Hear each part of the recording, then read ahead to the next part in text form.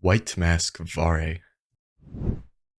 This character acts as the first person the player directly meets in Elden Ring. Right after exiting the tutorial area, his purpose is to give some helpful tips for the journey ahead, along with a potential lesson for overly aggressive players. Do you even comprehend the gravity of this choice? He provides the earliest quest in the game, and his story helps to clarify the nature of the Two Fingers and the Lord of Blood, so let's see what all we can learn from him. Spoilers ahead. Varré's quest begins right next to the First Step site of Grace. He instantly identifies the player as a Tarnished seeking the Elden Ring, and he is fixated on the fact that we are maidenless. The Maidens of the Two Fingers are meant to transform runes into strength for the Tarnished, along with extending an invitation to the Roundtable Hold. Though, we know that there are cases where this pairing is not complete, such as for the player or for the Finger Maiden Therolina. Varré also recognizes that the player may be guided by the Erd Tree's grace to collect the fragments of the Elden Ring.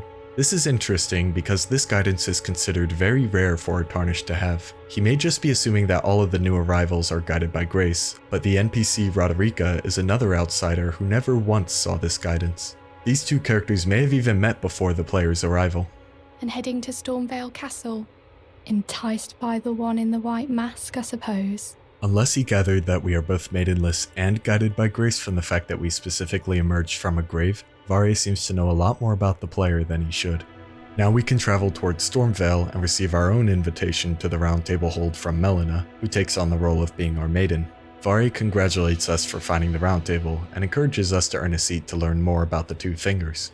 After claiming a great rune, the Chamber of the Two Fingers opens, and their nature is revealed as the Greater Will's interpreters who need further interpretation from a finger crone to communicate with the Tarnished. Varré can then be found at the Rose Church in Liurnia. Blood roses are scattered around here, and they are described to be beloved by those who serve the Lord of Blood. A Sanguine Noble and the Albinorics can be found as enemies around here, which we should remember for later.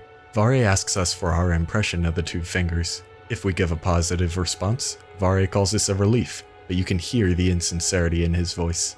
You may go then. My work here is done. May the wisdom of the Two Fingers guide you. If we instead give a negative response, Varré agrees, saying that the Two Fingers are not to be trusted. He believes the guidance of the Two Fingers has been skewed by the shattering of the Elden Ring. We also see that the Two Fingers currently struggle to commune with the Greater Will after the player's attempt to enter the Erd Tree. However, Varré's biggest issue with the Two Fingers is that they harbor no love for the Tarnished. This emphasizes Varré's ideals and suggests that despite the Two Fingers helping the player to become Elden Lord, they are not doing this for our sake. As a gift, Varré offers us a tool to defy the Two Fingers. We are given 3 festering bloody fingers, which are described as blackened fingers that appear to have been chopped off rather unceremoniously. We have to use these to invade the worlds of 3 different other players, which makes this the only quest in the game that requires online play. We don't need to win these encounters, but if the current state of the Dark Souls servers on PC are anything to go by, then there's a chance that this quest will become impossible at some point in the foreseeable future. The practice of severing fingers is also tied to members of the Round Table, drawing a parallel between these and the Two Fingers. After completing this step, Varré reveals his intentions. He is a knight for Mohg, the Lord of Blood, and he wishes for the player to join him. Luminary Mohg has strength, vision, and of course, love. For the final step to become anointed, Varré asks that we soak a white piece of cloth in the blood of a maiden. As part of the ritual, the Tarnished would usually kill their own maiden to sever their connection to the Two Fingers, but of course, as Varré reminds us again, we are maidenless. The blood of anyone's maiden will do. There are 2 maidens in the game that can be found for this step.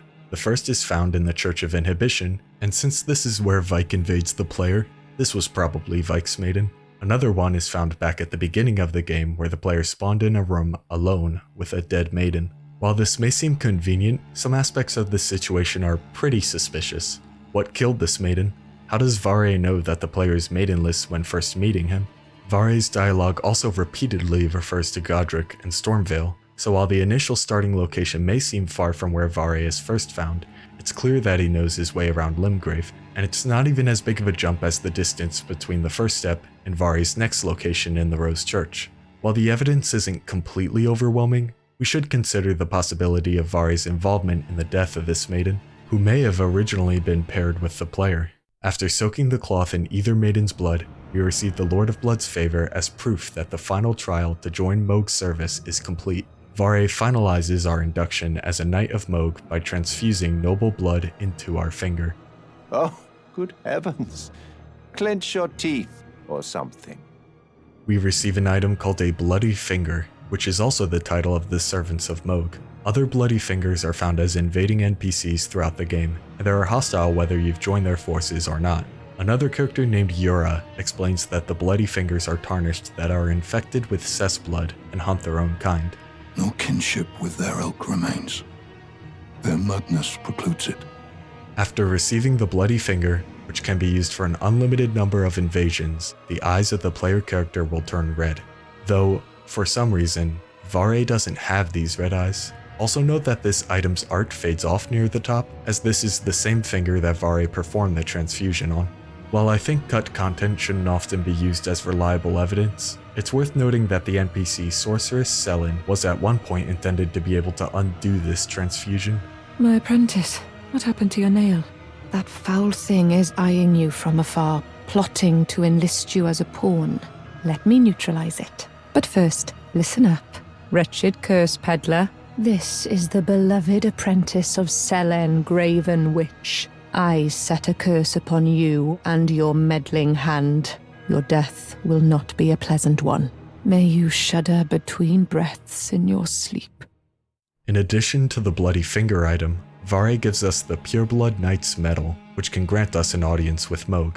He says that this is not to be used until a later point in time, as Mohg still slumbers beside what he calls the divinity. Ignoring his advice and using the medal transports us to the Mohgwyn Dynasty Mausoleum, where the Lord of Blood hides in his chamber. Mohg isn't really the focus of this video, but I'll give a quick overview. Mohg is one of the Omen twin sons of Queen Marika, with the other one being Morgott. Omen are believed to have cursed blood, and both Morgott and Mohg were imprisoned underground as a secret to the world. The twins eventually escape, while Morgott is ashamed of his Omen blood. Mohg had an encounter with the formless Mother of Truth that changed his perspective. The Blood Boon incantation explains that when Mohg stood before her, deep underground, his accursed blood erupted with fire. Now, he wields the strength of his own flaming blood as a weapon, and he learned to love his own condition. Now he wishes to raise Miquella, the eternally young demigod offspring of Marika and Radagon, to full godhood. If Mohg became consort to a god, he could take the role of a monarch and begin his own dynasty, much like how the Elden Lord accessed the consort to Queen Marika and her Golden Order. However, Mohg's apparent affection for Miquella doesn't seem to go both ways, since Mohg had to kidnap Miquella from the Haligtree, and Mohg has received no response since beginning his plan to turn Miquella into a full god by sharing his bedchamber that acts as a cocoon. The Bloody Fingers are the servants of Mohg and supporters of his upcoming dynasty. Some joined for the sake of gaining strength, like Okina, who desired the power of a demon. Others, like the Sanguine nobles found both in the mausoleum and a blood-themed church, suggest that the worship of accursed blood can also lead one to join the Bloody Fingers. For the Albinaurics, they are said to be impure and untouched by the Erdtree's grace, but Mohg's dynasty seems to welcome them. The cursed blood of the Albinaurics reflects the cursed blood of the Omen, and probably strengthens their connection to the Formless Mother. We can also find 3 invading NPCs referred to as nameless white masks in the mausoleum, which wear the same armor as Varré. They can drop the War Surgeon set, which explains the details of Varré's induction to the Bloody Fingers. Blood-stained white gloves of the War Surgeons who were effectively mercy killers. Of the surgeons that were abducted by the Lord of Blood, none were able to tame the accursed blood. None but Varré, that is, though he was an exception. Mohg demanded offerings of blood to encourage the awakening of Miquella, and the War Surgeons likely were meant to help with this process. While most of them are called nameless, Varré retained his sense of self and became the only one who isn't immediately hostile to the player. Finally, instead of his quest ending with him dying off screen or attempting to kill us, it's actually the player who becomes the aggressor. A sign on the ground allows us to invade Varré's world, who is upset that we seek violence against him. This is a bit odd, since you would expect Varré to recognize the madness that plagues most of the Bloody Fingers. After defeating him, we can return to our world to find an injured Varré to hear his last words. He calls out for Mohg to grant him the strength that he was promised, but his cries go unanswered. Please, answer me, luminary Mohg.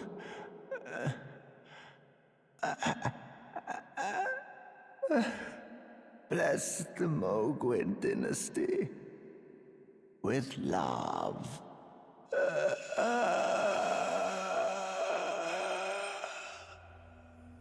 We now receive the final reward for this quest, Varré's bouquet. A steel mace resembling a charming bouquet of roses. Each petal has a sharpened edge, leaving the roses perpetually covered with blood.